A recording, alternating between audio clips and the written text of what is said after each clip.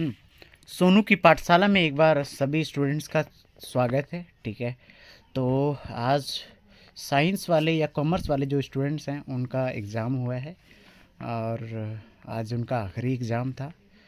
उम्मीद करते हैं कि आप सबका एग्ज़ाम अच्छा गया होगा। ठीक है ना। तो देखो स्टूडेंट्स, आज हम आपको जे सेट बताएंगे और आपके पास जो भी सेट होगा उसका आप उत्तर मिला लेंगे। ठीक है ना। बहुत सारे प्रश्न रहते हैं ना आपके कि सर मुझे ए का चाहिए, बी का चाहिए, सी का। तो सेट कोई भी क्यों ना हो, लेकिन सबके जो आंसर होते हैं ना वो बिल्कुल सेम ही होते हैं, इसीलिए कोई दिक्कत की बात नहीं है। हो सकता है जैसे कि इसका क्वेश्चंस 1 नंबर का है तो वो हो सकता है 20 नंबर में, किसी का हो सकता है 25 नंबर में होगा। ठीक है ना, ऐसा हो सकता है, इसीलिए आप देख लेंगे। ठीक है, तो अगर सभी जुड़ चुके हैं सोनू की पाठशाला से तो इसको जल्दी से आप लोग शेयर कर दीजिए, एक बार अपने दोस्तों को भी इसमें ऐड कर लिए ताकि वो भी इसका उत्तर मिला सके। ठीक है ना। अगर आप चैनल में नए हैं तो चलिए सबसे पहले आप सोनू की पाठशाला को एक बार सब्सक्राइब कर लिए ताकि आपको आने वाले वीडियोस की नोटिफिकेशन मिल सके।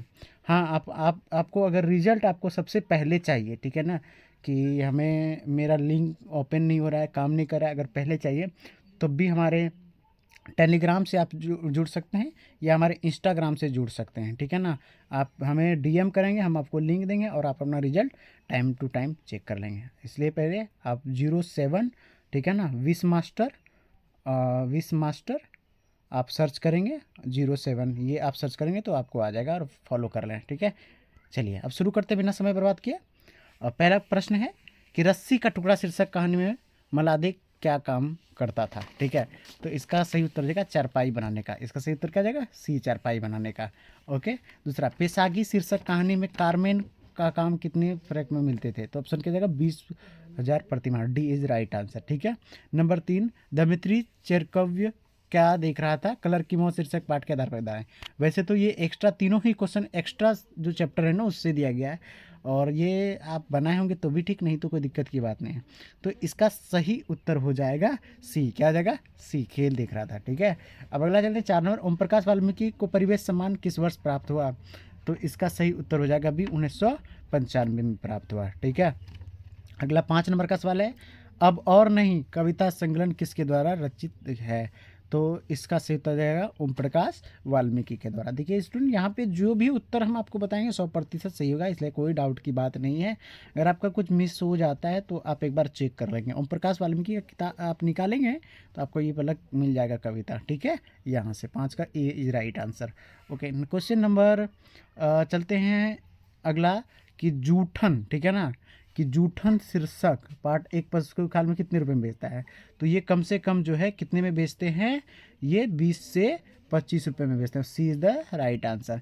क्वेश्चन नंबर 7, तिरिच शीर्षक, ठीक है ना, कि तिरिच शीर्षक पाठ में नेपाली चौकीदार का क्या नाम था, तो इसका नाम था राजन। क्या नाम था, Rajan. D is the right answer. Okay, D is right answer. चलते हैं अगला सवाल। अब अगला चलते हैं 8, सूरदास किस भाषा के महान कवि थे, तो ये थे ब्रज भाषा के महान कवि थे। C is right answer. Question number 9, कन्या का अर्थ क्या होता है, देखो कन्या का अर्थ बाबू होता है गोद। अगर आप पढ़े होंगे सूरदास के, अगर पद पढ़े होंगे तो उसमें कन्या मतलब गोद में लेके खिला रहे हैं, ठीक है ना, तो गोद होते हैं। आप देखिए बुक पुस्तक निकाल के, D is right answer. Okay.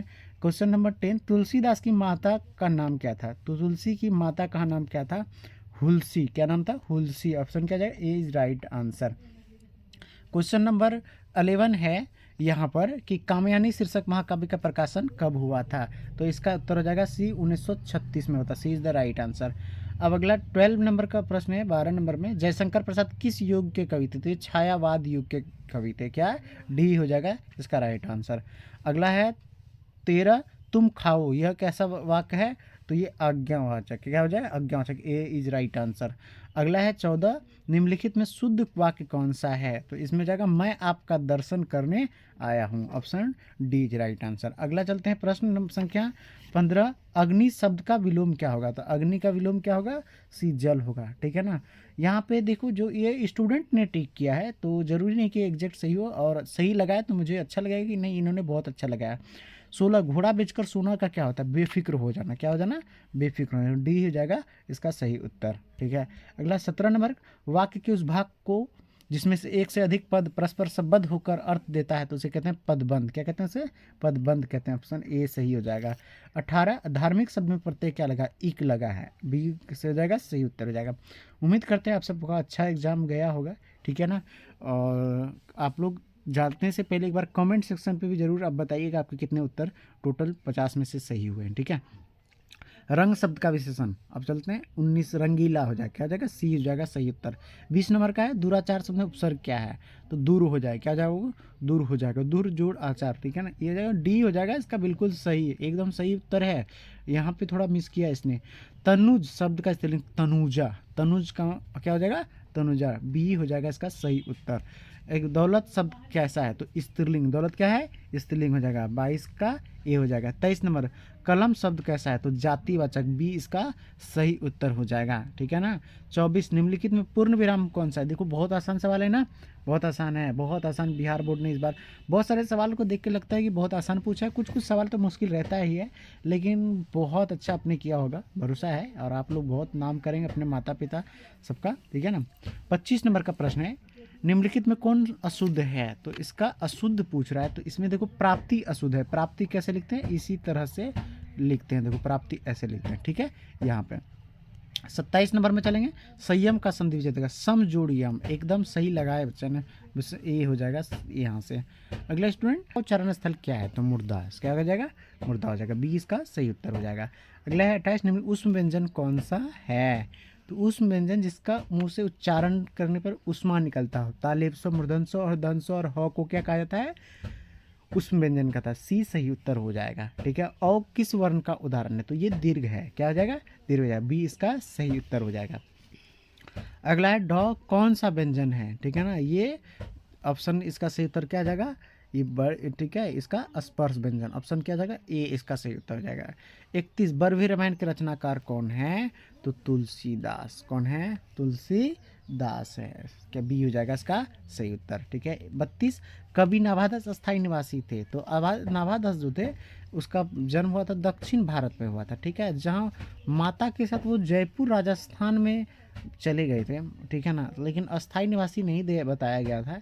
तो आप लोग कमेंट सेक्शन पे बताइएगा उसका स्थायी जन्म कहाँ हुआ था, क्योंकि थोड़ा सा इस प्रश्न को हम लोग कमेंट सेक्शन पे देख लेंगे, ओके। यहाँ पे ऑप्शन हमको मिल नहीं रहा है। 33 नंबर का प्रश्न पे चलते हैं, विशाख शीर्षक नाटक रचित किया गया है, तो ये किसके द्वारा किया गया है? जयशंकर प्रसाद के द्वारा, डी इसका सही उत्तर हो जाएगा। 34 सभा का खेल किसके द्वारा रचित किया गया? तो सभा का खेल रचा गया है किसके द्वारा? सुभद्रा कुमारी चौहान के द्वारा रचा गया है, ठीक है ना। अगर चैनल पे नए हैं तो चैनल को एक बार सब्सक्राइब करें और वीडियो को लाइक करें, आप लोग शेयर भी करें दोस्तों के साथ। हमें खुशी होता है जब आप लोग लाइक और शेयर और सब्सक्राइब करके जाते हैं। हम लोग काफ़ी मेहनत करते हैं, एक एक वीडियो कितनी मेहनत के बाद बनता है, अपलोड होता है, तो हमारी मेहनत को आप लोग साकार बना सकते हैं, ठीक है ना, एक लाइक करके और वीडियो को शेयर करके और सब्सक्राइब करके, ओके ना। 35 नंबर, शमशेर बहादुर सिंह को क्या कहा जाता है? कवियों के कवि कहा जाता है, कवियों के कवि। 35 का सही उत्तर ए हो जाएगा। 36 गजानन माधि मुक्ति बोध का जन्म कब? 1917 में होता है, ए हो जाएगा, ठीक है। अगला चलते हैं 36 नंबर का हो गया। 37 नंबर के प्रश्न पे चलते हैं, वे नहीं होंगे जो मारे जाएंगे, इसका सही हो जाएगा भूषण, क्या जाएगा? भूषण, बी हो जाएगा सही उत्तर हो जाएगा। 38 नंबर का प्रश्न है अधिनायक शीर्षक कविता में रचना कौन है? उस सैनिक के बारे में बताता है, क्या है? सैनिक का, ऑप्शन ए हो जाएगा सही उत्तर, ठीक है ना। 39 निम्नलिखित में कौन कवि इंदिरा गांधी कृषि विश्वविद्यालय में एसोसिएट प्रोफेसर थे? तो विनोद कुमार शुक्ल थे, ऑप्शन ए हो जाएगा सही उत्तर। 40 कवि भूषण को भूषण की उपाधि किस राजा द्वारा देखा? राजा रुद्र शाह ने दिया था, बी हो जाएगा इसका सही उत्तर। मलिक मोहम्मद जायसी का जन्म कहाँ हुआ था? जायस कब्र अमेठी में हुआ था, बी इसका सही उत्तर हो जाएगा, ठीक है। अगला है 42 जगिए ब्रजराज कुंवर कमल कुसुम फूले, यह पंक्ति लिया गया है सूरदास के पद से लिया गया, सी हो जाएगा इसका सही उत्तर। हनुमान बाहुक नामक रचना कितने छंदों में है? तो 44 छंदों में है, ठीक है। अब 44 नंबर का प्रश्न है यहाँ पर, तो 44 है तुलसीदास क्या पहनते थे? तो कॉपिन पहनते थे, बी इसका सही उत्तर हो जाएगा, ठीक है। 45 नाभादास का जन्म किस वर्ष में हुआ? तो 1540 में, ए इसका सही उत्तर हो जाएगा। 46 है महाक्तमाल में शीर्षक रचना में कितने छप्पे हैं? कितने छप्पे हैं? 316 छप्पे है, जिसमें से 200 कवियों का वर्णन किया गया। 46 का सही उत्तर क्या आ जाएगा? डी हो जाएगा। ठीक है, अगला है यहाँ पर, कवि भूषण के पिता का नाम क्या था? रत्नाकर त्रिपाठी। क्या नाम था? रत्नाकर त्रिपाठी। तो ये इसका सही उत्तर हो जाएगा।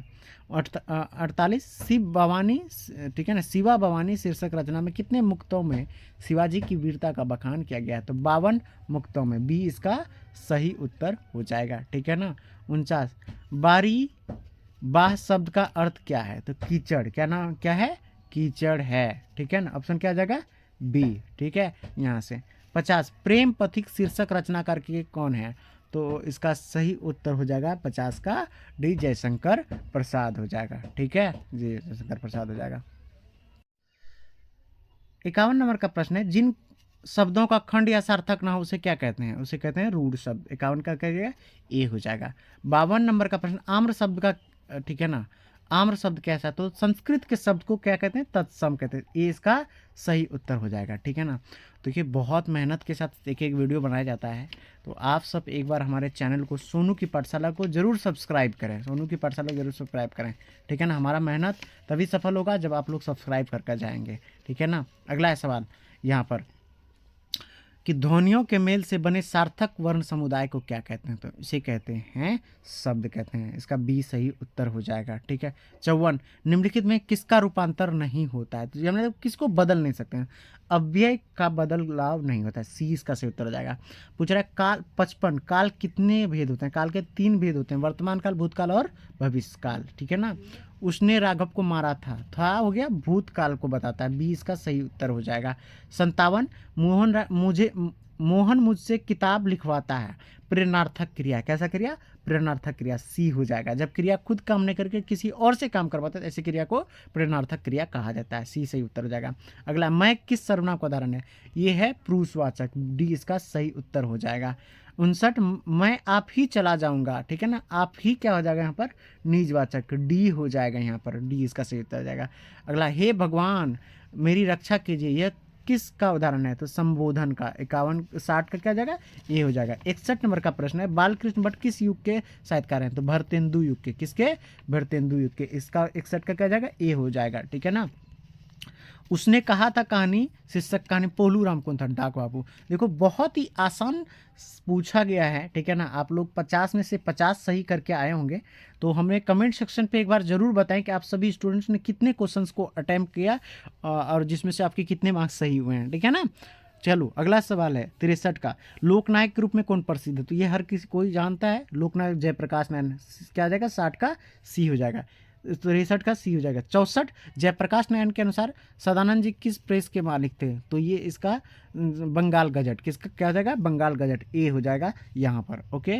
अगला है 65 ब्रेन ऑफ बॉम्बे किसे कहा जाता है? उमा शंकर दीक्षित को कहा जाता है। बी हो जाएगा।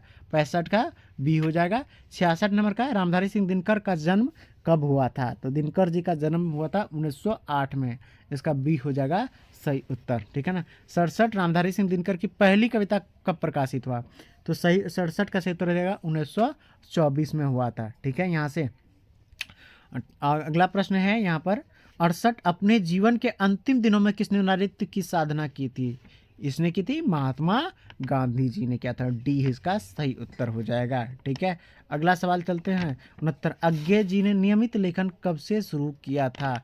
तो इसका हो जाएगा उत्तर सी हो जाएगा। ठीक है ना, क्या हो जाएगा? सी हो जाएगा। 69 का सी हो जाएगा। समझ में आ रहा है यहाँ से? ओके। अगला प्रश्न चलते हैं, स्वतंत्रता आंदोलन में उग्र और विद्रोही विचारधारा वाले क्रांति के रूप में किन की भूमिका रही है? तो ये जिद्दू कृष्ण मूर्ति का। किसका रहा है? जिद्दू कृष्ण। डी हो जाएगा इसका सही उत्तर। 71 भगत सिंह को फांसी दी गई 23 मार्च 1931 को। इसका ए उत्तर हो जाएगा। 72 नंबर का प्रश्न है, भगत सिंह के अनुसार प्रिंस क्रोपोटिकिन किस विषय के विद्वान थे? तो इसका सही उत्तर है राजनीतिक विज्ञान का। डी इसका सही उत्तर हो जाएगा। 73 निम्नलिखित में किसे कालिदास अवार्ड से दिया गया था? तो मोहन राकेश को कालिदास अवार्ड दिया गया था। ए हो जाएगा। अगला 74 ओ सजनीरा निबंध किस पुस्तक से लिया गया? बोलते छंद से लिया गया। बी हो जाएगा। 75 चंपारण आंदोलन में गांधी जी के सलाहकार कौन थे?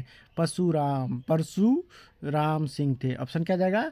ए हो जाएगा। 76 नंबर का प्रश्न है, गोरखपुर जिले में गंडक नदी को क्या कहा जाता है? तो इसका जाए नारायणी कहा जाता है। क्या कहा जाता है? नारायणी। डी इसका सही उत्तर हो जाएगा। ठीक है ना।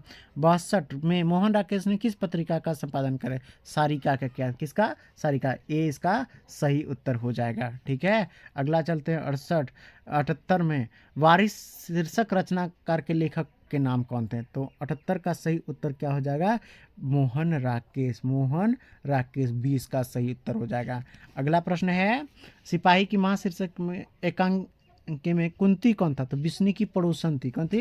विष्णु की पड़ोसन। सी इसका सही उत्तर हो जाएगा। 80 नंबर, प्रगति और समाज शीर्षक पाठ में हिंदी साहित्य की कौन सा विधा है?